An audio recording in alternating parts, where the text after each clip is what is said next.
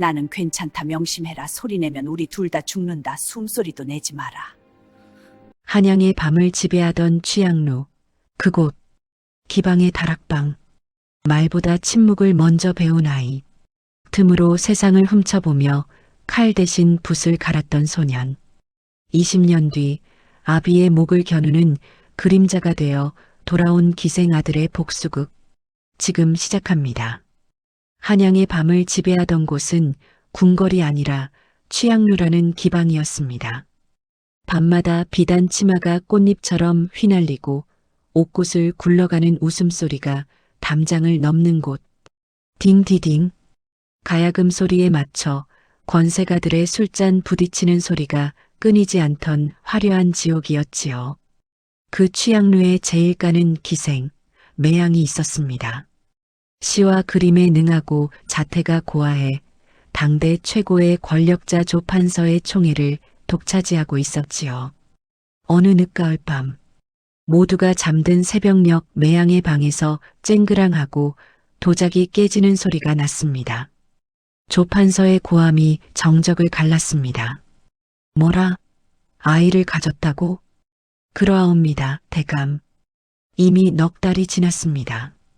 대감의 핏줄이 오니 부디. 매양은 부풀어 오른 배를 감싸며 바닥에 엎드렸습니다. 하지만 돌아온 것은 따뜻한 위로가 아니었습니다. 조판서가 매양이 앞에 서서 차갑게 내뱉었습니다. 지워라. 대감, 내 앞길에 기생년이 낳은 핏줄 따위는 오점일 뿐이다. 오늘 당장 약을 올릴 테니 깨끗이 지워라. 만약 아이를 낳겠다고 고집을 부리면 내년 목숨은 물론이고 뱃속에 그것도 무사하지 못할 게야. 조판서는 매정하게 방문을 박차고 나갔습니다. 쾅! 문이 닫히는 소리가 매양의 가슴에 대못처럼 박혔습니다.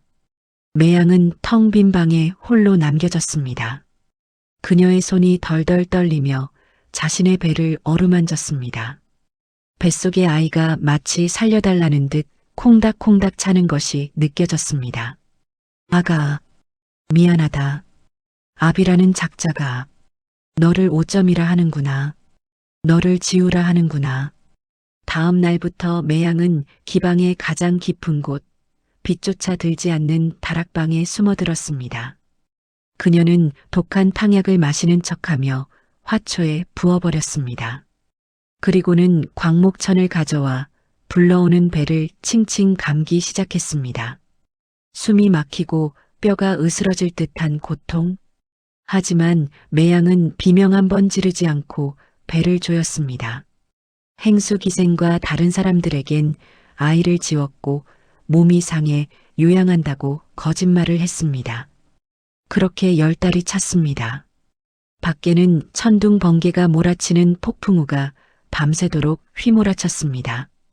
우르르 쾅, 쿠구궁, 하늘이 돕는 것일까요?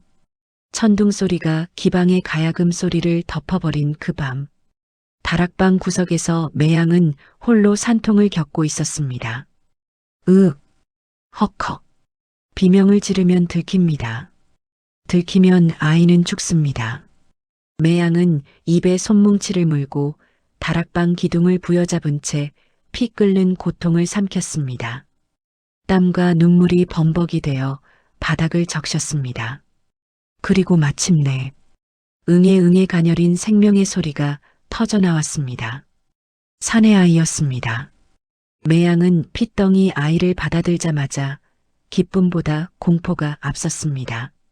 아기의 울음소리가 문 밖으로 새어나갈까봐 갓 태어난 아기의 입을 자신의 젖가슴으로 틀어막았습니다. 쉿! 아가 울지 마라. 제발 울지 마.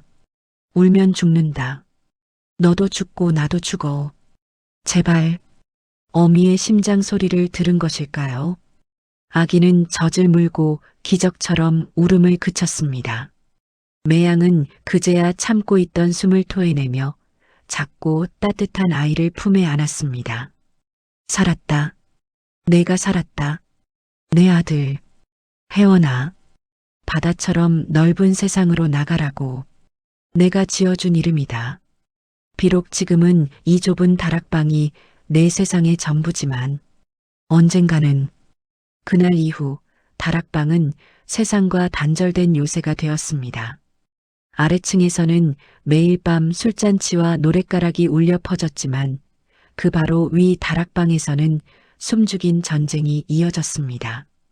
매양은 기방일을 핑계로 다락방 문을 걸어 잠그고 틈날 때마다 올라와 아이에게 젖을 물리고 똥기저귀를 갈았습니다. 아이가 옹알이라도 하려 하면 매양은 손가락을 입에 대고 가르쳤습니다. 쉿소리 내면 안 돼. 혜원아, 우리는 그림자야. 소리를 내면 사라지는 그림자. 아이는 말을 배우기 전부터 침묵을 먼저 배웠습니다. 빛이 들어오는 곳이라곤 쥐들이 드나드는 벽 틈새와 바닥에 나무 옹이 구멍뿐. 어린 혜원은 하루 종일 그 작은 구멍에 눈을 대고 엎드려 있었습니다. 구멍 아래로 보이는 세상. 화려한 비단옷을 입은 양반들이 술에 취해 비틀거리고 어머니 같은 기생들에게 욕설을 퍼붓는 모습. 때로는 어머니 매양이 조판서에 술 시중을 들며 억지 웃음을 짓는 모습까지. 어머니, 저 아래 사람들은 왜 저렇게 시끄러워요? 왜 얼굴이 불그락푸르락해요? 저들은 탈을 쓰고 있어서 그렇단다. 점잖은 척하는 양반 탈을 쓰고 있지만 술이 들어가면 그 탈이 벗겨져서 진짜 괴물 얼굴이 나오는 게야. 매양은 붓을 들어 종이에 난초를 치며 말했습니다. 그녀의 붓끝은 떨리지 않았지만 눈빛은 슬펐습니다. 혜원아, 너는 저들처럼 살지 마라. 비록 이 어미가 기생이라 너를 어둠 속에 가뒀지만 내 마음속에는 저 더러운 것들을 담지 말고 맑고 깨끗한 것만 담거라. 하지만 아이의 눈은 무서울 정도로 투명했습니다. 혜원은 어머니가 버린 몽당붓과 숯검정을 주워들었습니다. 그리고 다락방 바닥에 무언가를 그리기 시작했습니다. 꽃이나 새가 아니었습니다. 구멍을 통해 본 세상, 술에 취해 입을 쩍 벌린 양반의 모습, 탐욕스럽게 음식을 집어먹는 손, 그리고 그 옆에서 슬픈 눈으로 웃고 있는 어머니의 얼굴. 바닥을 긁는 거친 소리와 함께 7살 아이의 손끝에서 기괴하고도 생생한 그림이 태어나고 있었습니다. 그것은 예술이라기보다는 어린아이가 본 세상의 민낯이었습니다. 어느 날 밤, 술에 취한 조판서가 매양을 찾으러 예고 없이 들이닥쳤습니다. 다락방 입구 앞까지 발자국 소리가 다가왔습니다. 매양이 2년, 어디 숨었느냐? 내 오늘 너를 보러 왔는데 코빼기도 안 보여? 다락방 안 매양과 혜원은 숨을 멈췄습니다. 문고리가 철컥철컥 흔들렸습니다. 매양은 혜원을 이불 속에 밀어넣고 자신의 몸으로 문을 막아섰습니다. 식은 땀이 등줄기를 타고 흘러내렸습니다. 휘잉. 다락방의 촛불이 15번의 겨울을 녹여내는 동안 어미 매양의 품에 안겨 숨죽여 울던 핏덩이는 어느새 훤칠한 소년이 되었습니다. 15살 혜원.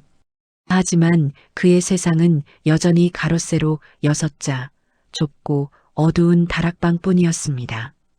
혜원에게는 유일한 친구이자 스승이 있었습니다.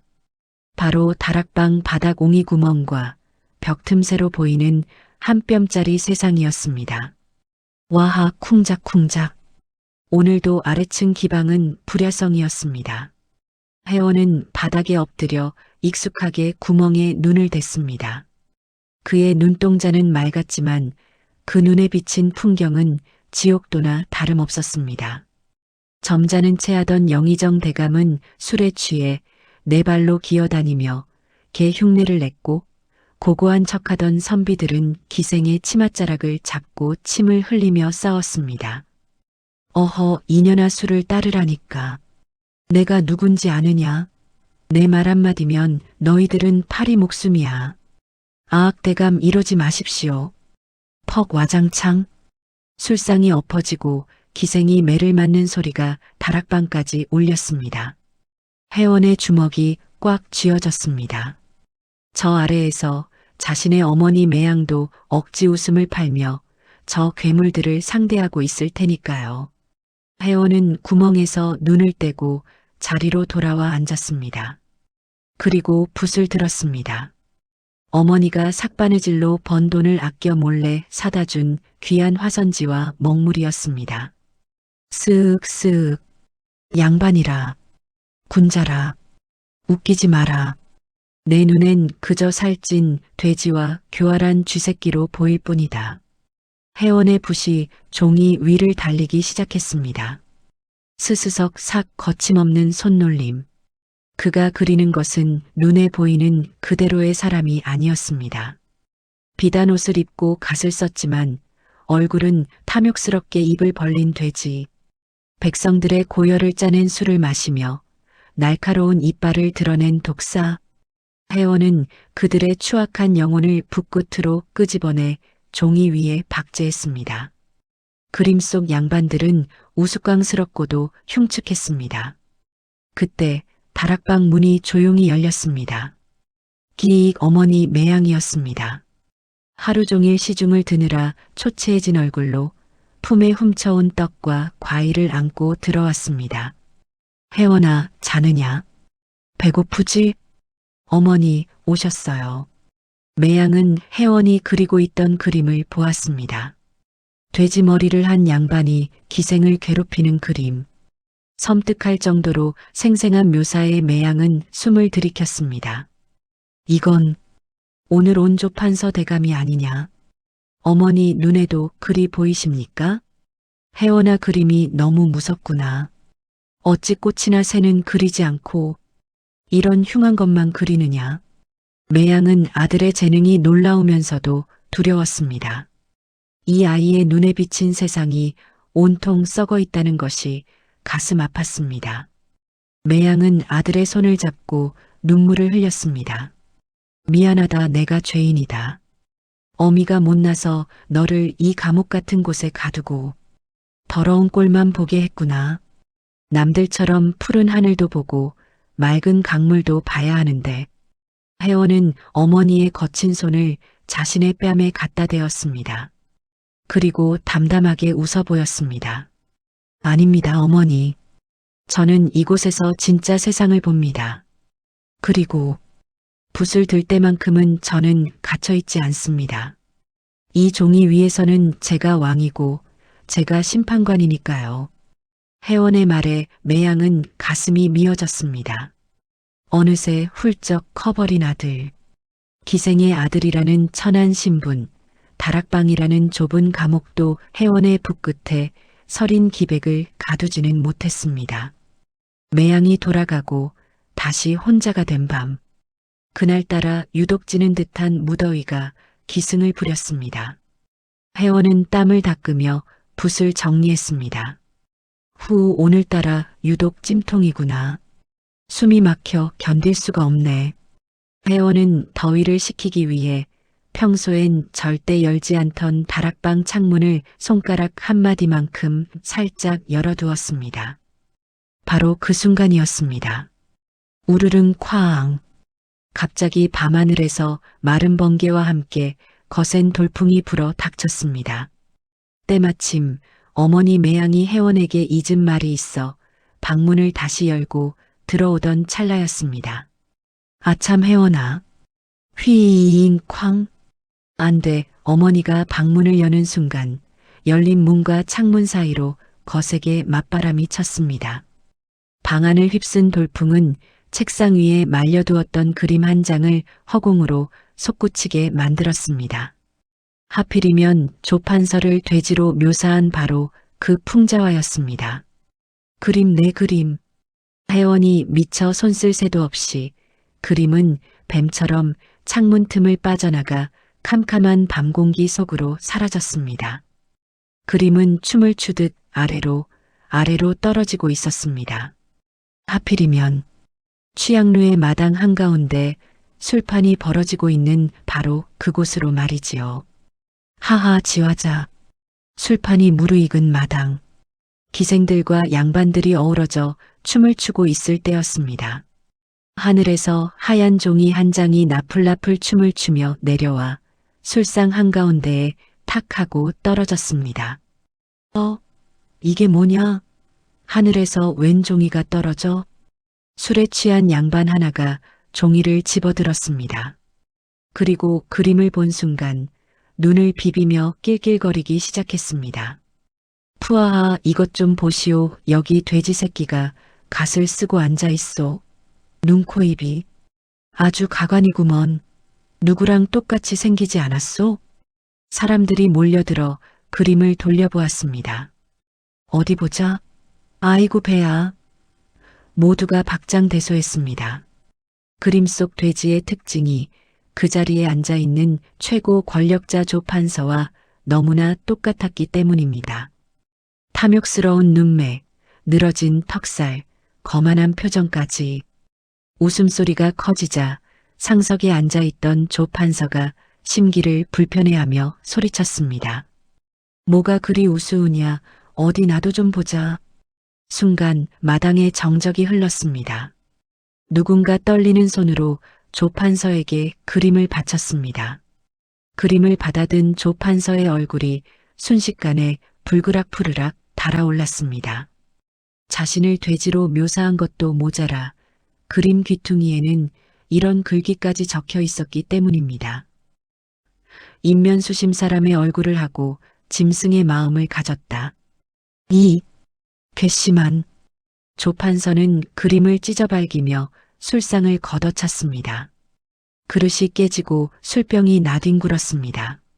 어떤 놈이냐? 감히 나 조대감을 능멸해? 이 그림 그린 놈 당장 잡아내라. 이 기방 안에 있다. 쥐새끼 한 마리도 놓치지 말고 샅샅이 뒤져라. 우르르 쿵쿵. 포졸들과 사병들이 기방을 에워싸고 방문을 하나하나 걷어차기 시작했습니다. 다락방 창틈으로 이 모든 광경을 내려다보던 회원의 심장이 쿵 하고 내려앉았습니다. 어머니, 자신의 붓끝이 칼날이 되어 돌아왔습니다. 분노한 권력의 칼날이 이제 다락방을 향해 조여오고 있었습니다. 쿵쾅 와장창. 평화롭던 기방이 순식간에 아수라장이 되었습니다. 조판서의 사병들이 들이닥쳐 방문이란 방문은 모조리 걷어차고 기물들을 때려 부수기 시작했습니다. 비단 병풍이 찢기고 가야금이 바닥에 내동댕이 쳐져 줄이 끊어졌습니다. 샅샅이 뒤져라. 그림 그린 놈뿐만 아니라 숨겨둔 쥐새끼 한 마리까지 모조리 찾아내. 매양은 사색이 되었습니다. 그녀는 혼란을 틈타 치맛자락을 휘날리며 부엌 쪽 뒷계단으로 달렸습니다. 다락방으로 가는 유일한 통로였습니다. 심장이 입 밖으로 튀어나올 것만 같았습니다. 안 돼. 안 돼. 혜원아. 매양이 다락방 문을 열고 들어서자 혜원은 공포에 질려 구석에 웅크리고 있었습니다. 방바닥에는 아직 마르지 않은 그림 도구들이 널려 있었습니다. 이것들이 발각되면 끝장이었습니다. 혜원아, 어서 숨어야 한다. 어서. 어머니, 저 때문에. 그럼 말할 시간 없다. 이리 와. 매양은 혜원의 손을 끌고 방 한구석에 있는 커다란 쌀독 앞으로 갔습니다. 겨울을 나기 위해 쌀을 채워둔 독이었지만 지금은 반쯤 비어 있었습니다. 들어가거라. 무슨 일이 있어도 하늘이 무너져도 나오면 안 된다. 알겠느냐? 어머니, 같이 가요. 무서워요. 나는 괜찮다. 아무 일 없을 거야. 명심해라. 소리내면 우리 둘 다 죽는다. 죽은 듯이 있어야 해. 매양은 혜원을 억지로 도간으로 밀어 넣었습니다. 그리고 무거운 나무 뚜껑을 덮었습니다. 세상이 차단되었습니다. 도간에 갇힌 혜원은 칠흑 같은 어둠 속에서 자신의 심장 뛰는 소리만 들을 수 있었습니다. 그때였습니다. 다락방 문이 부서져라 열렸습니다. 군화 발소리가 좁은 다락방을 울렸습니다. 대감 마님, 여기입니다. 여기에 사람이 숨어 지낸 흔적이 있습니다. 뒤이어 육중한 발소리가 들어왔습니다. 조판서였습니다. 그는 바닥에 흩어진 붓과 먹물, 그리고 찢담한 종이 조각들을 밟고 섰습니다. 그리고 독 앞에 서 있는 매양을 노려보았습니다. 매양이 내년이었구나. 내 눈을 피해 몰래 새서방이라도 끼고 살았던 게냐? 그놈은 어디 갔느냐? 그 돼지 그림을 그린 놈 말이다. 조판서가 칼을 뽑아들었습니다. 서슬 퍼런 칼날이 매양의 목을 겨누었습니다. 도간의 회원은 숨조차 쉴 수 없었습니다. 당장이라도 뛰쳐나가고 싶었지만 어머니에 나오면 안 된다는 말이 족쇄처럼 그를 붙들었습니다. 매양은 떨리는 몸을 감추고 고개를 뻣뻣이 들었습니다. 어차피 들킨 그림 도구, 아들을 살릴 방법은 단 하나뿐이었습니다. 접니다. 뭐라? 그 그림, 제가 그렸습니다. 대감의 그 탐욕스러운 돼지 같은 얼굴, 매일 밤 시중 들며 역겨워서 견딜 수가 없더이다. 그래서 그렸습니다. 왜요? 거짓말이었습니다. 하지만 필사적인 연기였습니다. 아들이 있다는 사실을 들키느니 차라리 미친년 취급을 받고 죽는 게 나았습니다. 이 이천한 것이 감히. 조판서의 손이 매양의 뺨을 후려쳤습니다. 매양이 비명과 함께 바닥에 쓰러졌습니다. 도간에서 그 소리를 듣는 회원의 눈에서 눈물이 터져 나왔습니다. 회원은 자신의 입을 주먹으로 틀어막았습니다. 소리가 새어나가지 않게 하려고 자신의 손등을 피가 나도록 깨물었습니다. 어머니, 안 돼. 여봐라. 인연을 당장 끌어내라. 관하로 끌고 가서 주리를 틀어라. 공범이 누구인지 볼 때까지 뼈를 으스러뜨려라. 사병들이 달려들어 매양을 짐승처럼 끌고 갔습니다. 매양은 끌려가면서도 마지막으로 고개를 돌려 쌀독을 바라보았습니다. 아무 말도 할 수 없었지만 그 눈빛은 말하고 있었습니다. 살아라. 부디 살아라. 나라. 이거 나라. 내가 그렸다지 않느냐. 내 손으로 그렸다. 매양의 목소리가 점점 멀어졌습니다. 다락방에는 다시 정적이 찾아왔습니다. 하지만 그 정적은 전보다 더 무겁고 끔찍했습니다. 얼마나 시간이 흘렀을까요? 도간에서 탈진해 있던 회원에게 인기척이 느껴졌습니다. 누군가 조심스럽게 다락방으로 들어왔습니다. 그리고 독뚜껑을 조용히 열었습니다. 빛이 쏟아져 들어오자 회원은 공포에 질려 몸을 떨었습니다. 하지만 눈앞에 서 있는 사람은 사병이 아니었습니다.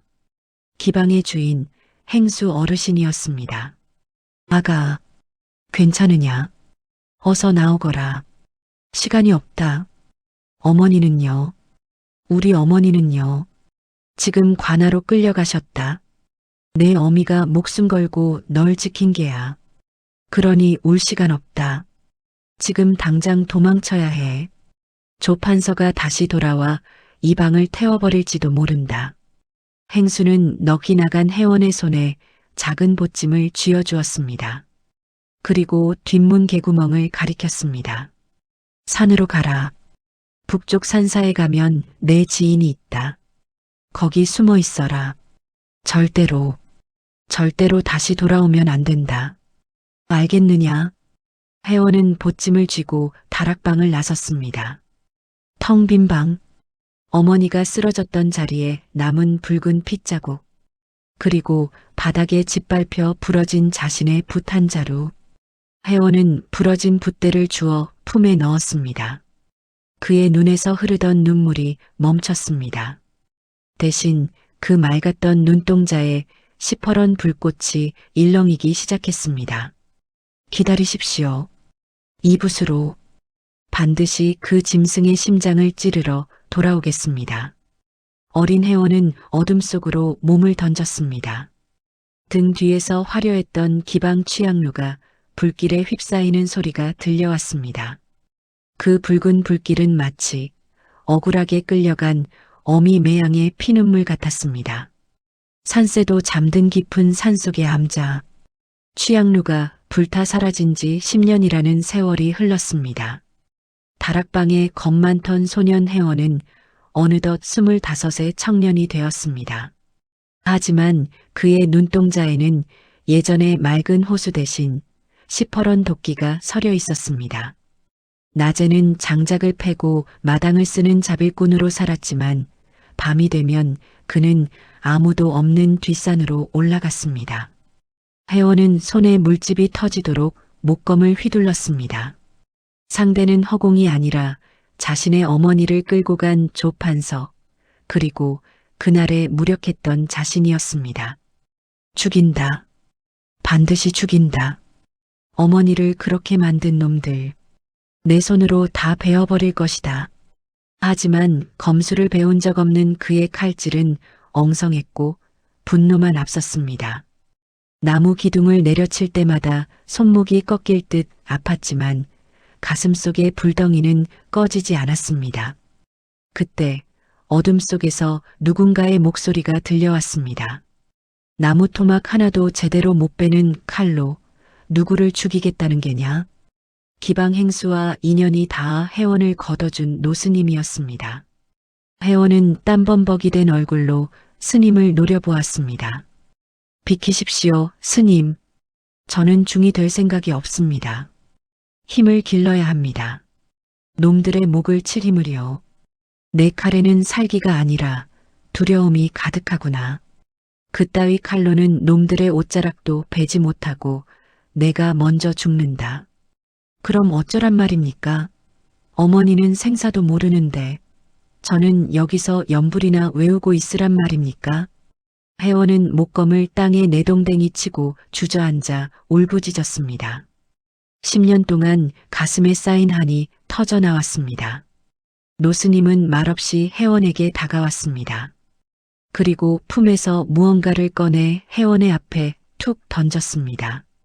그것은 칼이 아니라 낡고 끝이 갈라진 붓 한 자루였습니다. 혜원이 기방에서 도망쳐 나올 때 챙겨왔던 바로 그 부러진 붓이었습니다. 칼은 사람의 몸을 베지만 붓은 사람의 혼을 베는 법이다. 내 놈의 눈을 보아하니 칼잡이의 눈이 아니다. 세상을 꿰뚫어 보는 화쟁이의 눈이다. 내가 가장 잘하는 것으로 싸워라. 몸을 죽이지 말고 그놈들의 추악한 이름을 영원히 죽여라. 그게 진짜 복수다. 혼을 베는 붓. 혜원은 떨리는 손으로 바닥에 떨어진 붓을 집어들었습니다. 손에 쥐는 순간 목검을 쥐었을 때와는 전혀 다른 전율이 팔을 타고 흘렀습니다. 익숙하고도 서늘한 감각.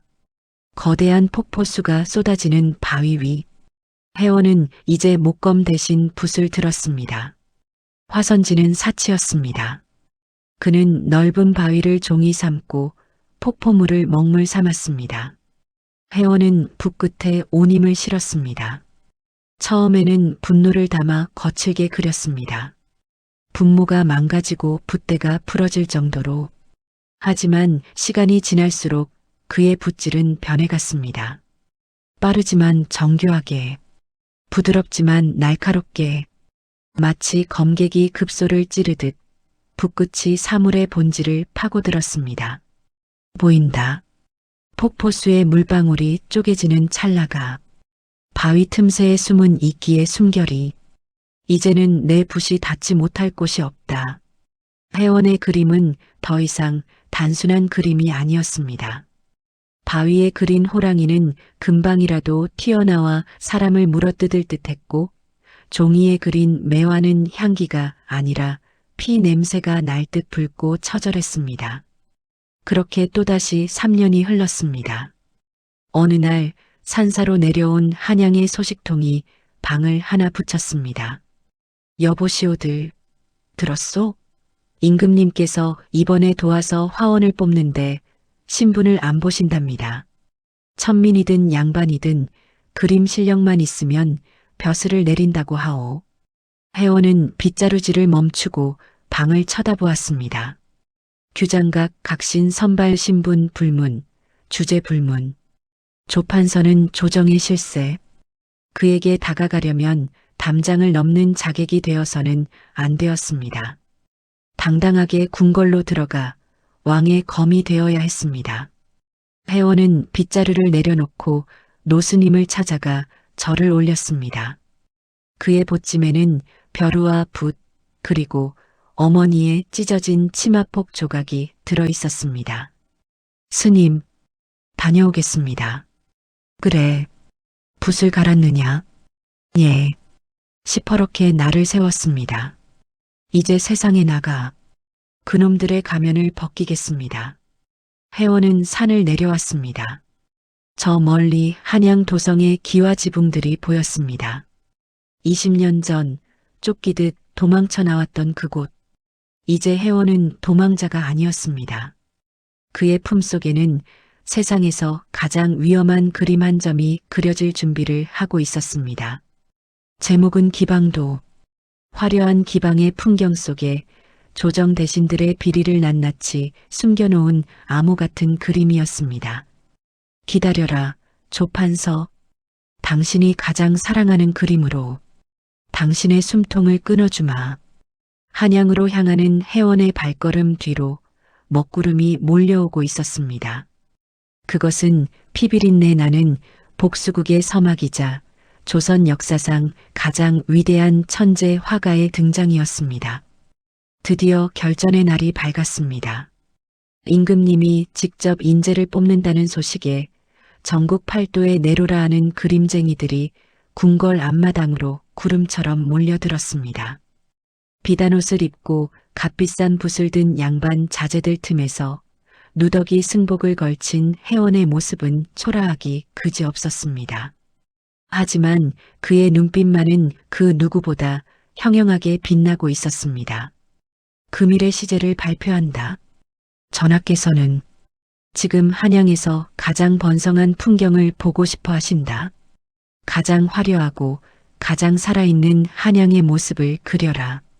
가장 번성한 풍경. 시제가 발표되자마자 여기저기서 분 놀리는 소리가 들려왔습니다. 대부분의 선비들은 북적이는 시장통이나 고래등 같은 기와집들이 즐비한 저작거리를 그리기 시작했습니다. 점잖고 보기 좋은 풍경들이었지요. 하지만 혜원은 붓을 든 채 한참을 움직이지 않았습니다. 그의 머릿속에 번성이라는 단어는 다른 의미로 다가왔습니다. 번성이라. 겉은 번지르르 하나 속은 썩어 문드러진 곳. 권력과 욕망이 가장 추악하게 뒤엉킨 곳. 그곳이야말로 지금의 한양이다. 혜원의 뇌리에 20년 전 불타 사라진 자신의 고향, 취양루 기방의 모습이 떠올랐습니다. 밤마다 권세가들이 모여 나라를 좀먹는 모의를 하고 어미 매양이 피눈물을 흘리던 그곳. 혜원은 심호흡을 하고 먹물을 듬뿍 찍었습니다. 그리고 미친 듯이 붓을 휘두르기 시작했습니다.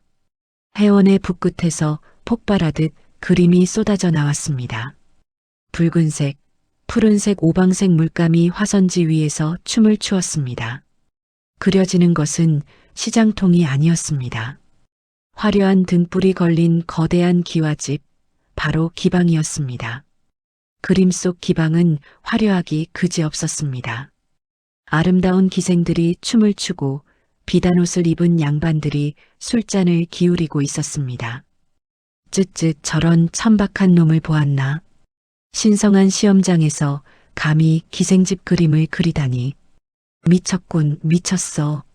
주변의 비웃음에도 아랑곳하지 않고 혜원은 붓질을 멈추지 않았습니다. 그는 산사에서 수련했던 대로 사물의 본질을 꿰뚫어 그렸습니다. 겉보기엔 평범한 술판 그림 같았지만 자세히 들여다보면 기괴한 진실이 숨어 있었습니다. 상석에 앉은 양반의 그림자진 얼굴은 탐욕스러운 돼지의 형상을 하고 있었고 그들이 주고받는 술잔 속에는 맑은 술 대신 검붉은 피가 고여 있었습니다. 기생들의 웃는 얼굴 뒤에는 눈물 자국이 유령처럼 배어 있었지요. 이놈, 당장 붓을 멈춰라. 이게 무슨 해괴망측한 그림이냐? 전하를 능멸하려는 것이냐? 혜원이 마지막 점을 찍고 붓을 내려놓는 순간 시험관들이 달려들어 혜원을 포박하려 했습니다. 장례는 순식간에 아수라장이 되었습니다. 그때였습니다. 높은 단상 위에서 이 모든 광경을 지켜보던 임금의 눈길이 소란스러운 곳으로 향했습니다. 무슨 소란이냐? 전하, 황공하옵니다. 한 천민놈이 감히 시험장에서 추잡한 추나를 그려 장례를 어지럽히고 있사옵니다. 당장 끌어내어 볼기를 치겠나이다. 추잡한 그림이라. 어디 내 눈으로 직접 보자. 그 그림을 가져오라. 시험관이 떨리는 손으로 혜원의 그림을 왕에게 바쳤습니다. 왕은 그림을 받아들고 한참을 말없이 들여다보았습니다. 왕의 미간이 찌푸려졌다가 이내 놀라움으로 번져갔습니다. 매일 조정에서 보던 대신들의 얼굴, 그 점잖은 탈 속에 숨겨진 탐욕과 위선이 이 그림 한 장에 적나라하게 담겨 있었기 때문입니다. 왕은 그림 속 돼지 얼굴을 한 양반이 누구인지 단번에 알아보았습니다. 바로 자신의 최측근이자 권력의 실세, 조판서였습니다. 이것 참 가장 번성한 풍경이라 하였거늘 가장 썩어빠진 곳을 그렸구나. 헌데 어찌 이리도 똑같단 말인가. 왕은 고개를 들어 포박당한 채 무릎 꿇고 있는 청년 혜원을 바라보았습니다. 누더기 승복 사이로 보이는 눈빛이 붓끝만큼이나 날카로웠습니다. 내 이름이 무엇이냐? 혜원이라 하옵니다. 이 그림, 내 눈에는 한양의 모습이 정녕 이렇게 보이느냐?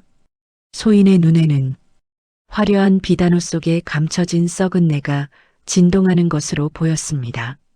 전하께서 보시고자 한 것이 진짜 한양의 모습이라면 이 그림이 정답일 것이옵니다. 당돌한 대답에 주변 신하들은 숨을 죽였습니다. 목이 달아날 수도 있는 상황. 하지만 왕은 호탕하게 웃음을 터뜨렸습니다. 하하, 통쾌하도다.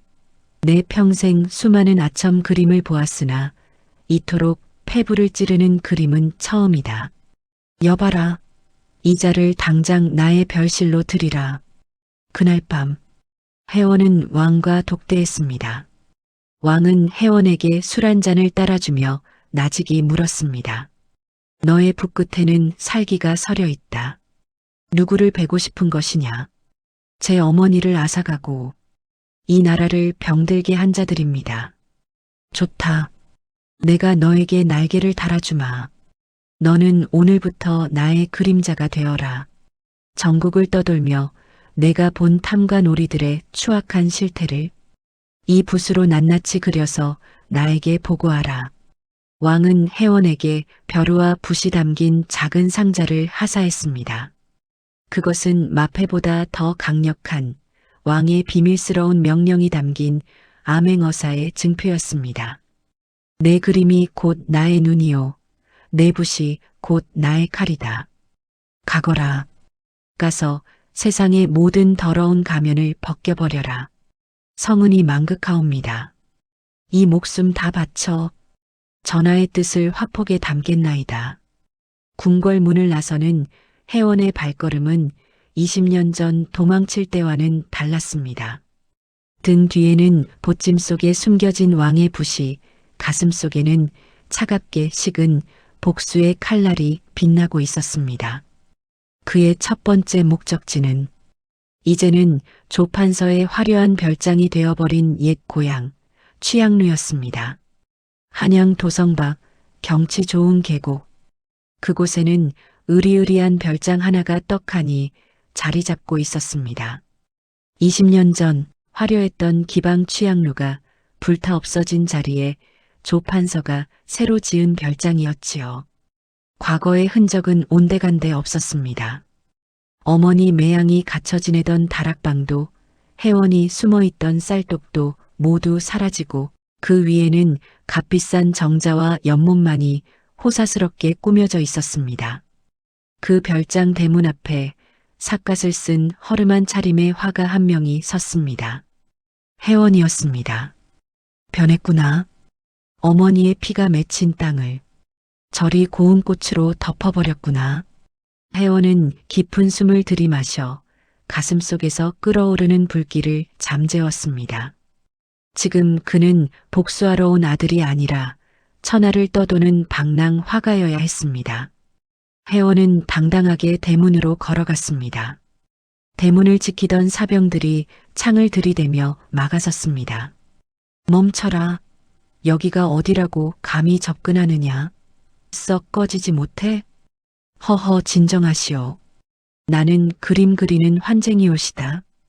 이 별장의 주인이신 조판서 대감께서 풍류와 예술을 즐기신다 들었소. 내 솜씨를 한번 보여드리고자 왔는데 문전박대라니 섭섭하구려.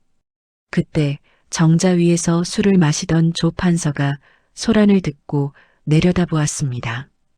20년 전보다 흰 수염이 늘고 주름이 깊어졌지만 그 탐욕스러운 눈빛만은 여전했습니다. 누구냐? 내 풍류를 안다니 제법 귀가 밝은 놈이로구나. 소인 전국을 떠돌며 붓 하나로 밥을 빌어먹는 미생이라 하옵니다. 대감의 위엄 있는 풍채를 뵙자니 붓이 저절로 춤을 추려하여 감히 청을 드렸습니다. 오, 내 풍채가 그림감이더냐? 그렇다마다요. 마치 산중의 호랑이 같고 구름 위를 노니는 용과 같으십니다. 아첨이었습니다. 혜원은 속으로 구역질이 올라왔지만 입으로는 꿀을 발랐습니다. 권력에 취해 사는 조판서는 그 달콤한 말에 기분이 좋아져 껄껄 웃었습니다. 껄껄껄 녀석, 보는 눈이 있구나. 여봐라, 문을 열어라. 저놈의 솜씨나 한번 보자. 대문이 열렸습니다. 혜원은 자신의 어머니를 죽음으로 몰아넣고 자신을 내쫓았던 바로 그 집 안으로 제 발로 걸어 들어갔습니다. 마치 호랑이 굴로 들어가는 사냥꾼처럼 조판서는 비단 방석 위에 비스듬히 앉아 술잔을 기울이고 있었습니다. 혜원은 그 맞은편에 자리를 잡고 붓과 벼루를 꺼냈습니다. 그래, 나를 그려보겠다고?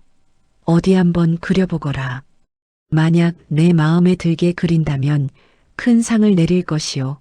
내 얼굴을 망쳐놓는다면 내 놈의 손목을 자를 것이다. 명심하겠습니다. 혜원은 벼루에 물을 붓고 먹을 갈기 시작했습니다. 득, 쓱, 득. 고요한 정자에 먹가는 소리만이 울려 퍼졌습니다. 그런데 그 소리가 묘하게 서늘했습니다. 마치 망나니가 처형을 앞두고 무딘 칼을 숫돌에 가는 소리처럼 들렸습니다. 조판서는 왠지 모를 한기를 느끼고 옷깃을 여몄습니다. 어허, 날이 찼나? 왜 이리 으스스한 게냐? 먹이 아주 잘 갈리고 있습니다, 대감. 아주 진하고 검게 말입니다. 먹을 다간 혜원이 고개를 들어 조판서의 얼굴을 뚫어지게 응시했습니다. 화가가 대상을 관찰하는 눈빛이라기엔 너무나 집요하고 날카로웠습니다. 혜원의 눈동자 속에서 조판서의 껍데기가 벗겨지고 있었습니다. 그래, 저 눈, 사람을 벌레 보듯 하는 저 눈, 저 입, 백성의 고열을 빨아먹어 번들거리는 저 입술, 하나도 변하지 않았어. 20년 전 어머니를 쌀독에 가두고 짓밟던 그 괴물이 여전히 저기 앉아 있어. 이놈아, 뭘 그리 뚫어지게 쳐다보느냐? 어서 그리지 않고. 죄송합니다. 대감의 진짜 얼굴을 찾느라 시간이 좀 걸렸습니다. 이제 보입니다. 혜원이 붓을 들었습니다. 붓끝이 화선지에 닿는 순간 혜원의 손놀림이 빨라졌습니다. 혜원은 조판서의 겉모습을 그리고 있었습니다. 위험 있는 갓, 근엄한 표정, 화려한 관복. 조판서는 그림이 완성되어 가는 과정을 보며 흡족해했습니다. 오, 제법이구나. 내 위험을 아주 잘 살렸어. 너 보통 환쟁이가 아니로구나. 아직 멀었습니다, 대감. 가장 중요한 눈동자가 남지 않았습니까? 활용점정이라 했습니다. 눈을 찍어야 그림이 살아나지요. 그래, 그럼 어서 찍어보거라. 혜원은 붓에 먹물을 듬뿍 묻혔습니다. 검은 먹물이 붓 끝에서 뚝 하고 떨어질 듯 위태로웠습니다. 혜원은 붓을 들고 조판서에게 천천히 다가갔습니다. 종이가 아니라 마치 조판서의 미간을 찌를 듯한 기세로 지금이다. 이 붓대 속에 숨겨둔 치만하면 쥐도 새도 모르게 저 늙은이의 숨통을 끊을 수 있다. 혜원의 손에 힘이 들어갔습니다. 붓대 속에는 산사에서 준비해온 독침이 숨겨져 있었습니다. 지금 찌르면 복수는 끝납니다. 어머니의 원수를 갚을 수 있습니다. 하지만 너는 나의 칼이다. 몸을 죽이지 말고 그놈들의 추악한 이름을 영원히 죽여라. 그게 진짜 복수다. 왕의 당부가 혜원의 귓가를 때렸습니다. 여기서 조판서를 암살하면 그는 그저 역적이 되어 쫓길 뿐입니다. 조판서의 죄는 묻히고 그는 억울하게 죽은 충신으로 포장될 것입니다. 혜원은 입술을 깨물었습니다. 그리고 붓을 돌려 종이 위의 얼굴에 점을 찍었습니다. 완성되었습니다, 대감. 하하, 훌륭하다. 아주 명작이야. 내 살다 이토록 나를 잘 표현한 그림은 처음 본다. 조판서는 그림을 칭찬하느라 정신이 없었지만 혜원은 알고 있었습니다. 지금 그린 이 초상화는 미끼일 뿐이라는 것을. 혜원은 정중하게 고개를 숙이며 덫을 놓았습니다. 대감, 소인이 주제넘은 청을 하나 드려도 되겠습니까? 말해보거라. 기분이 좋으니 뭐든 들어주마. 곧 대감의 생신이라 들었습니다. 그날 한양의 모든 고관 대작들 앞에서 대감의 일대기를 담은 거대한 대작을 하나 그려 바치고 싶습니다. 대감의 업적을 길이길이 남길 수 있도록 말입니다. 대작이라? 내 업적을? 예. 세상 사람들이 우러러 볼 수 있는 역사에 남을 그림이 될 것입니다. 좋다. 아주 좋아. 다가올 내 생일 잔치 때 내 솜씨를 만천하에 뽐내보거라. 내 너를 크게 써줄 것이다. 조판서는 스스로 자신의 무덤을 파는 허락을 내렸습니다. 혜원은 고개를 숙이고 물러나오며 입가에 싸늘한 미소를 머금었습니다. 감사합니다, 아버지. 당신이 원하시는 대로 역사에 길이 남을 그림을 그려드리지요. 당신의 그 더러운 죄악이 영원히 지워지지 않도록 아주 붉고 선명하게. 별장을 나서는 혜원의 등 뒤로 조판서의 호탕한 웃음소리가 들려왔습니다. 하지만 그 웃음소리가 비명으로 바뀔 날이 머지 않았습니다. 혜원은 보찜 속 붓을 다시 고쳐 메었습니다. 이제 진짜 사냥이 시작되었습니다. 모두가 잠든 별장의 밤. 어둠 속에서 유일하게 깨어있는 것은 혜원의 붓끝이었습니다. 그는 고양이처럼 소리 없이 별장 곳곳을 누볐습니다. 사랑채 지붕 위에서 내려다본 방안. 조판서는 지방 관리들에게서 뇌물을 받고 있었습니다. 이 금덩이는 잘 받을 테니 이번 흉년 구율미는 반만 풀고 나머지는 내 창고로 보내게. 예, 대감. 염려 마십시오. 혜원은 그 더러운 거래 현장을 눈에 담고 품속의 작은 수첩에 붓으로 빠르게 옮겼습니다. 금덩이를 주고받는 손, 탐욕스럽게 일그러진 입꼬리. 그의 붓질 한 번에 놈들의 죄가 하나씩 기록되었습니다.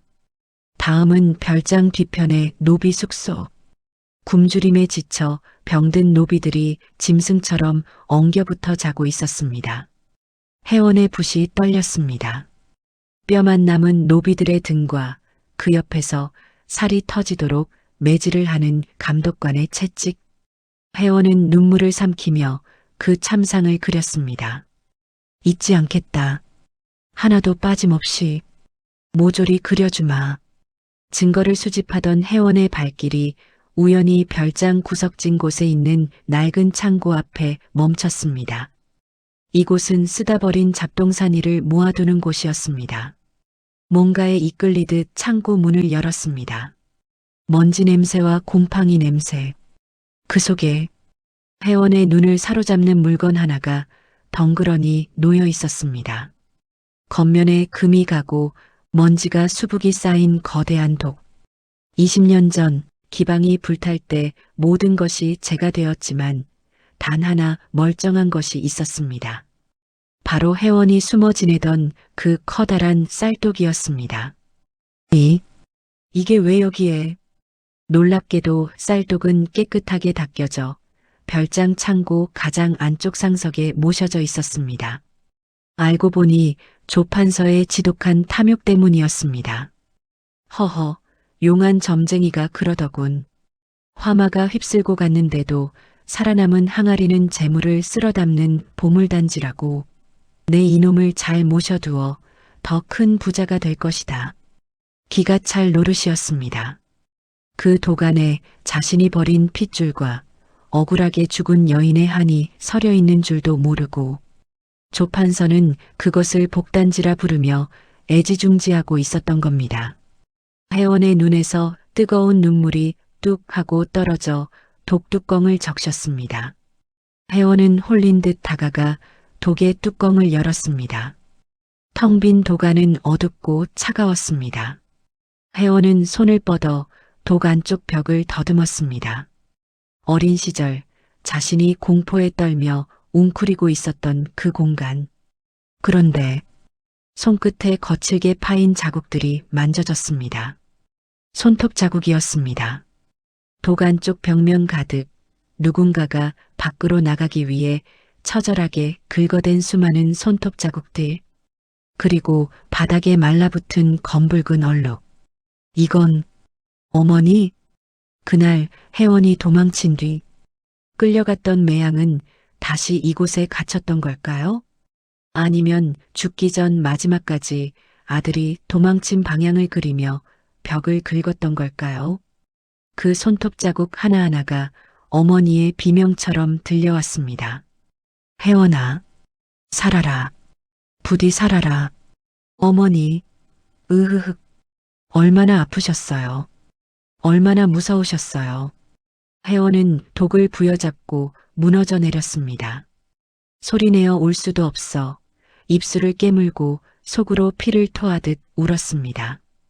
그의 눈물이 뚝뚝 떨어져 말라붙은 핏자국 위를 적셨습니다. 한참을 울던 회원이 고개를 들었습니다. 그의 눈빛이 달라져 있었습니다. 슬픔은 사라지고 오직 서늘한 살기만이 남았습니다.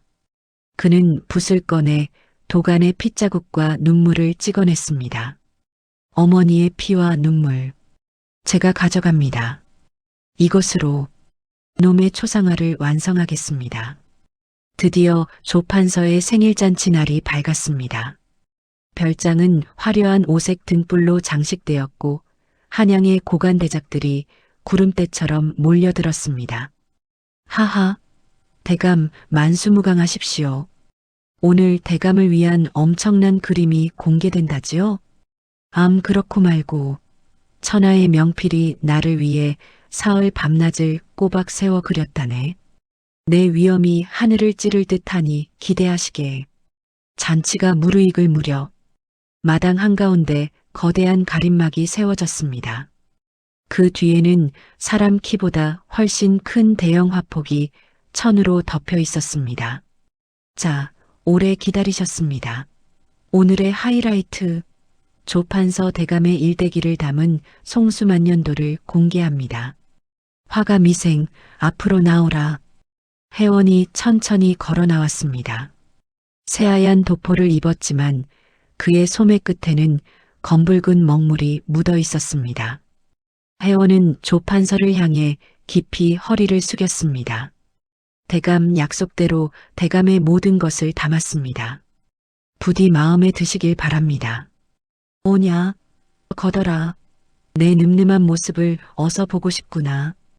음악이 멈추고 수백 명의 시선이 그림으로 쏠렸습니다.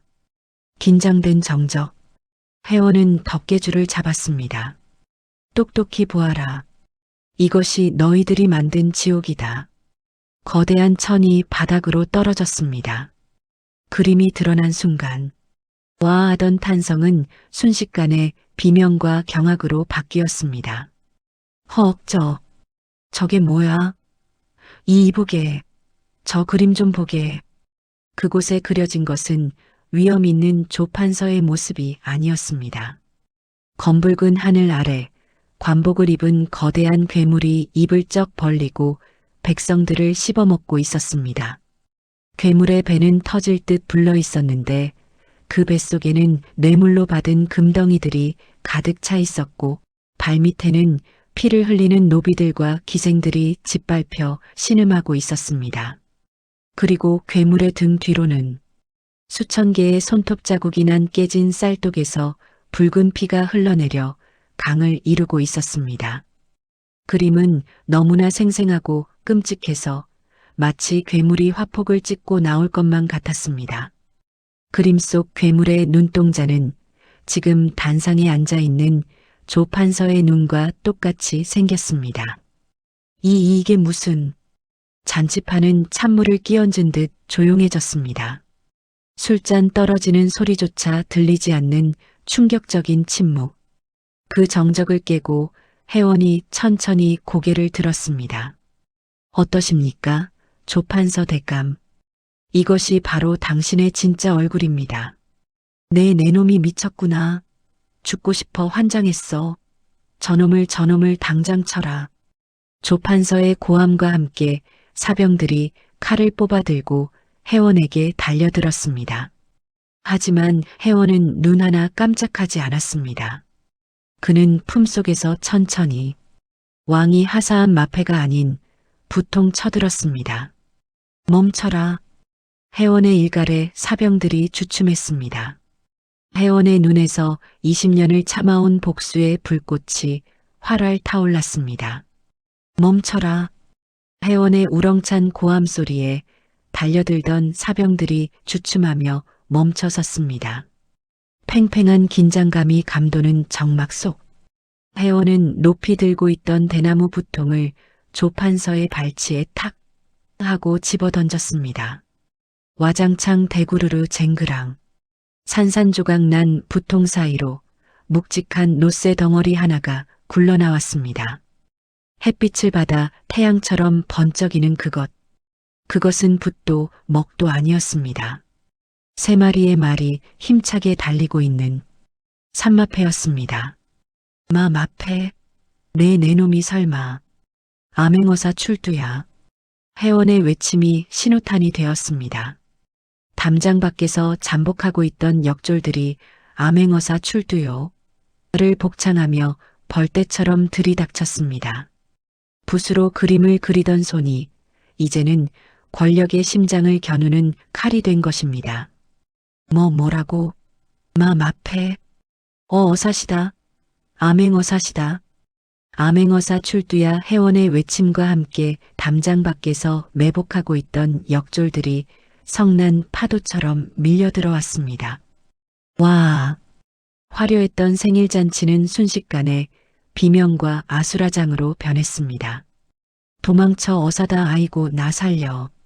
뇌물을 바치던 탐관 오리들은 가시 벗겨지는 줄도 모르고 개구멍으로 도망쳤고 사병들은 역졸들의 몽둥이에 맞아 나가 떨어졌습니다. 단상 위에 앉아있던 조판서는 넋이 나간 채 그 광경을 바라보았습니다. 자신의 위엄을 뽐내려던 잔치판이 자신의 목을 조르는 처형장이 되어버린 상황을 받아들일 수 없었습니다. 이게 무슨... 내 놈이 감히 내 놈 따위가 어사라고? 그렇습니다. 조판서 대감. 제가 바로 전하께서 보내신 그림자입니다. 혜원은 단상 위로 천천히 걸어 올라갔습니다. 저벅저벅 그의 발걸음마다 바닥에 깔린 비단이 짓밟혔습니다. 조판서는 뒷걸음질 치다 의자에 걸려 넘어졌습니다. 오지 마라. 내내가 누군지 아느냐? 나는 이 나라의 판서다.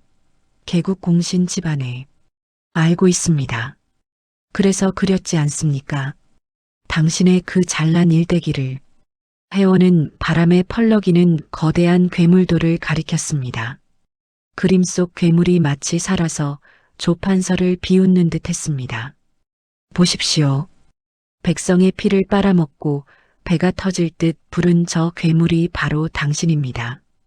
이 그림 한 폭에 당신이 저지른 뇌물수수, 매관매직, 그리고 힘없는 백성들을 짓밟은 죄악이 모두 들어 있습니다.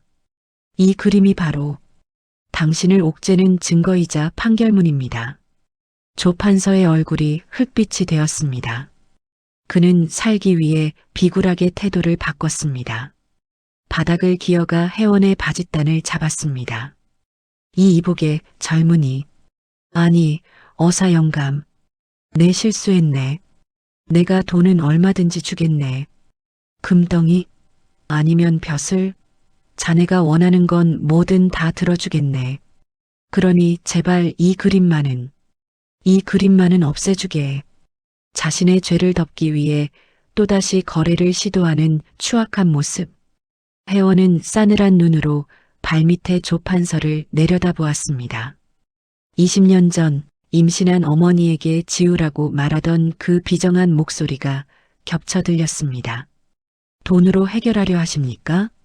하긴, 당신은 늘 그랬지요. 자신의 앞길에 방해가 되면 핏줄도 버리고 사랑도 버리는 분이니까요. 뭐, 기억하십니까? 20년 전 이 자리에 있었던 기방 취향루를, 그리고 그 불타버린 폐허 속에 당신이 복단지라며 애지중지하던 그 쌀독을 기억하십니까? 뜬금없는 쌀독 이야기가 나오자 조판서의 동공이 지진 난 듯 흔들렸습니다. 그는 믿을 수 없다는 듯 혜원의 얼굴을 뜯어보았습니다. 그러고 보니 혜원의 서늘한 눈매가 자신이 한때 총애했던 기생매양의 눈과 너무나 닮아 있었습니다. 너 설마 매양이? 예. 제가 바로 그 캄캄한 쌀독 안에서 당신이 어머니를 짓밟는 소리를 듣고 자란 아이. 당신이 오점이라 부르며 지우려 했던 핏줄. 혜원입니다. 조판서는 숨이 턱 막혔습니다. 죽은 줄 알았던 아이. 자신의 탐욕이 키운 복단지 속에서 자신의 목을 겨누는 칼날이 되어 돌아온 아들. 아들아. 조판서의 입에서 나온 아들이라는 단어가 혜원의 가슴을 후벼 팠습니다. 혜원은 주먹을 꽉 쥐었습니다. 입 닥치십시오. 누가 당신 아들입니까? 내 아버지는 나를 살리기 위해 쌀독에 숨기고 대신 잡혀간 어머니뿐입니다. 당신은 그저 내 그림 속에 박제될 추악한 사냥감일 뿐입니다. 혜원은 붓을 들어 그림 속 괴물의 이마에 붉은 점을 찍었습니다. 탁 그것은 사형 선고와도 같았습니다. 여봐라, 죄인 조상피를 포박하라. 한양으로 압송하여 전하 앞에서 그 죄를 낱낱이 고할 것이다. 조판서의 손목에 족쇄가 채워졌습니다. 그는 거품을 물고 쓰러지며 짐승처럼 질질 끌려나갔습니다. 손님들도 기생들도 모두 도망가고 텅 빈 잔치 마당. 그곳에 혜원 홀로 덩그러니 남았습니다. 그의 앞에는 자신이 그린 거대한 괴물도만이 바람에 펄럭이고 있었습니다. 복수는 끝났습니다. 하지만 혜원의 마음은 시원하기는커녕 텅 빈 쌀독처럼 공허했습니다. 그는 힘없이 붓을 떨어뜨렸습니다. 툭! 어머니, 보셨습니까? 저 거만한 양반의 탈을 벗겼습니다. 그런데 왜 제 마음은 이리도 아픈 것입니까? 왜 이리 춥습니까, 어머니? 그때 어디선가 불어온 밤바람이 혜원의 젖은 뺨을 스치고 지나갔습니다. 휘잉, 마치 수고했다, 내 아들. 하고 속삭이는 어머니의 따스한 손길 같았습니다. 혜원은 무릎을 꿇고 앉아 폐허가 된 별장 마당에 엎드려 오열했습니다. 승리자의 환호가 아닌 상처 입은 아이의 울음소리가 밤하늘에 울려 퍼졌습니다. 한양 도성이 발칵 뒤집혔습니다. 천하의 권세가 조판서가 자신이 버린 아들이 그린 그림 때문에 파멸했다는 소문이 들불처럼 번져나갔습니다. 사람들은 저작거리에 붙은 거대한 방을 보며 수군거렸습니다. 그 방에는 혜원이 그렸던 괴물도가 그대로 옮겨져 있었습니다. 세상에, 사람을 잡아먹는 괴물이 조판서였다니. 그동안 우리 쌀 뺏어가서 배 채운 게 저 백가죽이란 말이지? 쳐 죽일 놈. 그리고 형장이 열리는 날, 조판서는 죄인 수레에 실려 거리를 지나가고 있었습니다. 화려했던 관복은 벗겨지고 산발한 머리에 흰 소복을 입은 처참한 몰골이었습니다. 에이, 나쁜 놈. 내 아들 살려내라. 내 놈 때문에 굶어 죽은 내 어미가 저승에서 기다린다. 조판서는 날아오는 돌멩이와 오물을 맞으며 고개를 숙였습니다. 그때 군중 틈에서 익숙한 시선이 느껴졌습니다. 흰 삿갓을 쓴 청년 혜원이었습니다. 조판서는 흐릿한 눈으로 혜원을 바라보며 무어라 중얼거렸습니다. 살려달라는 애원이었을까요? 뒤늦은 후회였을까요? 하지만 혜원은 표정 없는 얼굴로 그저 조판서가 지나가는 모습을 지켜볼 뿐이었습니다. 가십시오. 당신이 만든 지옥으로. 망나니의 칼춤이 시작되었습니다. 조판서는 무릎을 꿇고 하늘을 올려다보았습니다. 하늘에는 20년 전 그날처럼 먹구름이 잔뜩 끼어 있었습니다. 문득 조판서의 눈에 환영이 보였습니다. 자신이 쌀독에 가두라 명했던 여인 매양이 붉은 치마를 입고 저승 입구에서 자신을 기다리고 있는 모습이 매양아, 오지 마라. 오지 마. 으라차차. 그렇게 한 시대를 호령하던 탐관오리의 목이 떨어졌습니다. 허무한 죽음이었습니다. 권력도 재물도 그가 쌓아 올린 모든 것이 한 줌의 피와 함께 흩어졌습니다. 혜원은 형장을 뒤로하고 발길을 돌렸습니다. 사람들은 환호했지만 혜원의 발걸음은 납덩이처럼 무거웠습니다. 복수는 끝났는데 가슴속 구멍은 메워지지 않았습니다. 며칠 뒤 혜원은 한양을 떠나 깊은 산속으로 들어왔습니다. 사람들의 발길이 닿지 않는 외진 곳, 그곳에 이름 없는 작은 봉분 하나가 잡초 속에 묻혀 있었습니다. 기방 행수가 몰래 수습해준 어머니 매양의 무덤이었습니다. 혜원은 무덤 앞에 털썩 주저앉았습니다. 그의 손에는 낡은 보찜과 어머니가 남긴 찢어진 붉은 치마 조각이 들려 있었습니다. 어머니, 혜원이가 왔습니다. 대답 없는 무덤가엔 산새 소리만 들려왔습니다. 혜원은 잡초를 하나하나 뽑아내며 그간 있었던 일들을 어머니에게 조근조근 이야기했습니다. 그 사람 같습니다. 어머니를 아프게 하고 우리를 버렸던 그 사람. 제가 그린 그림 때문에 세상의 손가락질을 받으며 죽었습니다. 속이 시원하실 줄 알았습니다. 그런데 어머니, 저는 왜 이리 눈물이 납니까? 혜원은 무덤에 엎드려 오열했습니다. 원수를 죽여도 어머니는 돌아오지 않는다는 사실이 뼈에 사무치게 아팠습니다. 하늘에서 비가 내리기 시작했습니다. 혜원은 비를 맞으며 보찜에서 붓과 벼루를 꺼냈습니다. 그리고 어머니의 유품인 붉은 치마 조각을 바위 위에 펼쳤습니다. 어머니, 제가 붓을 잡은 이유는 복수 때문이었습니다. 하지만 이제 이 붓으로 어머니를 위해 그림을 그리고 싶습니다.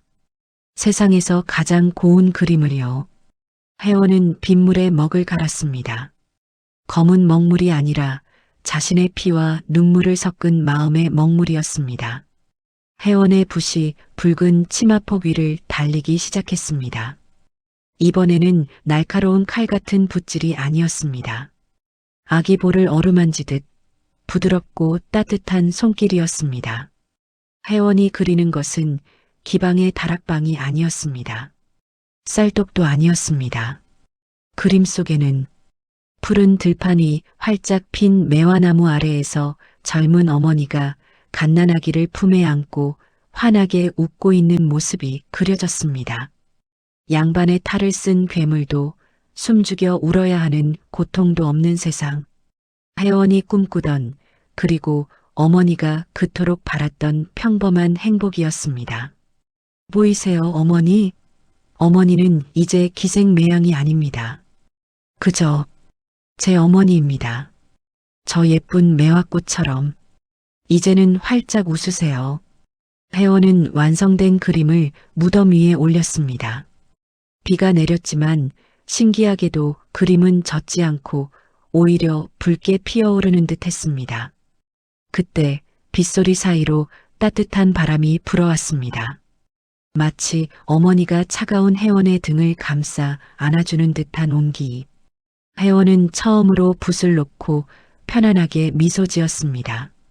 이제 됐습니다. 저도 이제 그만 미워하겠습니다.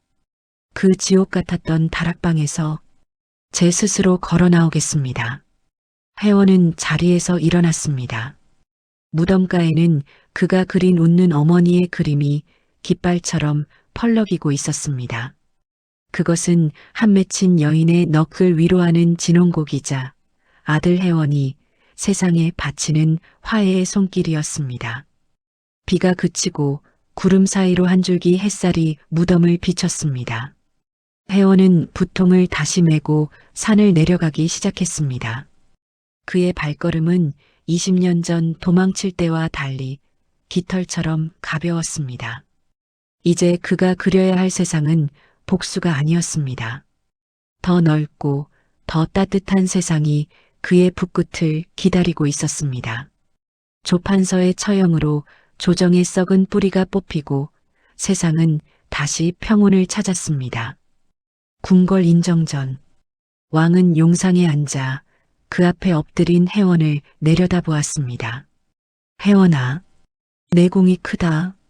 내 붓끝이 나의 칼보다 더 예리하게 썩은 살을 도려냈다. 내 너에게 도와서 별제의 자리를 주노라. 이제부터는 어둠 속에 숨지 말고 궁궐에서 나의 통치를 화폭에 담거라. 도와서 별제. 화원으로서 오를 수 있는 최고의 자리였습니다. 천안 기생의 아들이 정삼품 당상관의 반열에 오르는 개천에서 용이 난 순간이었지요. 신하들도 숨을 죽이고 혜원의 대답을 기다렸습니다. 하지만 혜원은 고개를 들지 않았습니다. 그는 품속에서 왕이 하사했던 암행어사의 붓통을 꺼내 바닥에 조용히 내려놓았습니다. 전하, 성은이 망극하오나 소인은 그 자리를 받을 수 없습니다. 무엇이라? 벼슬이 싫다는 말이냐? 소인의 붓은 지난 20년간 미움과 살기로 갈아온 붓입니다. 누군가를 찌르고 베고 발가벗기는 그림만 그려왔습니다. 그런 피 묻은 붓으로 어찌 태평성대를 그릴 수 있겠나이까? 허면 무엇을 하려느냐? 저는 다시 바닥으로 내려가려 합니다. 제가 나고 자란 가장 낮은 곳, 그곳에서 누군가를 미워하는 그림이 아니라 누군가를 위로하는 그림을 그리고 싶습니다. 왕은 한참 동안 혜원을 바라보았습니다. 권력을 탐해 자식을 버린 아비와 권력을 버리고 백성에게 가겠다는 아들. 왕은 씁쓸하면서도 기특한 마음에 고개를 끄덕였습니다. 그래, 가거라. 내가 그린 그림이 백성의 눈물을 닦아준다면 그것이 곧 나를 돕는 길이다. 허나 이것 하나만은 기억하라. 조선 팔도 어디에 있든 너는 나의 벗이자 최고의 화가다. 전하의 은혜, 죽어 흙이 되어서도 잊지 않겠습니다. 세월은 다시 흘러 혜원의 이름은 조정에서 잊혔습니다. 하지만 저작거리 백성들 사이에서는 이상한 소문이 돌기 시작했습니다. 전국을 떠돌며 그림을 그려주는 삿갓 쓴 화쟁이에 대한 소문이었지요. 어느 시골 장터, 쭈글쭈글한 할머니가 평상에 앉아 나무를 다듬고 있었습니다. 그 앞에 허름한 옷차림의 회원이 앉아 붓을 놀리고 있었습니다. 할머니, 조금만 더 웃어보세요. 네, 그렇게요. 주름살이 펴지니까 18섹시 같으신데요? 아이고, 이 양반이 농담도 잘하네. 내 늙은 얼굴 그려서 뭐에 쓴다고. 회원의 붓은 더 이상 독사나 돼지를 그리지 않았습니다. 힘든 삶을 이고 지면서도 웃음을 잃지 않는 백성들의 주름진 얼굴, 뛰어노는 아이들의 콧물 묻은 미소. 그는 세상에서 가장 평범하지만 가장 아름다운 것들을 그렸습니다. 그림을 받아든 할머니의 눈이 휘둥그레졌습니다. 종이 속에는 고단한 늙은이가 아니라 온화한 보살님 같은 자신의 모습이 담겨 있었으니까요. 아이고, 이게 나요. 내가 이렇게 고맙소. 정말 고맙소. 건강하십시오. 그게 그림값입니다. 회원은 보찜을 메고 또다시 길을 떠났습니다. 그의 보찜끈에는 낡고 색이 바랜 붉은 천 조각이 매달려 바람에 나부꼈습니다. 어머니 매양의 치마폭이었지요. 바람이 불 때마다 붉은 천이 춤을 추듯 흔들렸습니다. 마치 어머니가 회원의 곁에서 자라고 있다며 어깨춤을 추는 것 같았습니다. 어머니, 다락방 구멍으로 보던 세상은 지옥이었는데 이렇게 두 발로 걸어 나와 만난 세상은 참으로 아름답습니다. 이제 제 부통에는 미움 대신 사람들의 웃음소리가 가득 찼습니다. 해가 뉘엿뉘엿 지는 언덕 위. 회원은 걸음을 멈추고 붓을 들어 마지막 풍경을 그렸습니다. 붉게 타오르는 노을. 그것은 기방을 태우던 불길도 복수의 피도 아니었습니다. 세상을 따뜻하게 감싸 안는 생명의 색이었습니다. 회원은 그림 한 귀퉁이에 자신의 이름 대신 작은 낙관을 찍었습니다. 원통함을 풀다. 가자. 바람이 부는 곳으로. 가장 천한 기생의 아들로 태어나 붓 하나로 세상을 심판하고 마침내 스스로를 구원한 화가 회원. 그는 역사책에는 기록되지 않았습니다. 하지만 수백 년이 지난 지금도 사람들의 마음속에 남은 따뜻한 그림 한 점으로 영원히 살아 숨쉬고 있습니다. 가장 천한 기생의 아들로 태어나 붓 하나로 세상을 심판하고 마침내 스스로를 구원한 화가 회원. 그는 비록 역사책 한 줄 기록되지 못했지만 수백 년이 지난 지금도 사람들의 마음속에 따뜻한 위로로 남아 영원히 숨쉬고 있습니다. 여러분, 옛말에 칼은 찌르면 피가 나지만 붓은 찍으면 꽃이 핀다고 했습니다. 회원은 자신을 죽이려던 모진 세상을 향해 복수의 칼 대신 붓을 들었고 결국 미움보다 더 위대한 용서와 치유를 그려냈습니다. 혹시 여러분의 가슴 속에도 남몰래 뚜껑을 덮어둔 상처 입은 쌀독이 하나쯤 놓여있지는 않으신가요? 그 캄캄하고 좁은 어둠 속에 웅크려 누군가를 미워하고 원망하며 소리 죽여 울고 있는 어린아이가 살고 있지는 않나요? 오늘 밤엔 그 마음속 다락방 문을 활짝 열어주십시오. 그리고 쌀독 속에 숨어있는 나 자신에게 이렇게 말해주시길 바랍니다. 괜찮다. 이제 그만 나와도 된다. 밖은 내 생각보다 훨씬 따뜻하단다. 미움은 붓을 꺾게 만들지만 사랑은 붓 끝에서 새로운 세상을 피워냅니다. 회원이 어머니의 붉은 치마폭에 그렸던 그 찬란한 매화꽃처럼 여러분의 묵은 상처 위에도 향기로운 새살이 돋아나기를. 그리하여 여러분의 남은 인생이 세상에서 가장 아름다운 한 폭의 그림이 되기를 간절히 소망합니다. 지금까지 은빛설아 기생 어미가 숨겨 키운 아들 편이었습니다. 긴 시간 함께 울고 웃어주신 여러분. 진심으로 고맙습니다.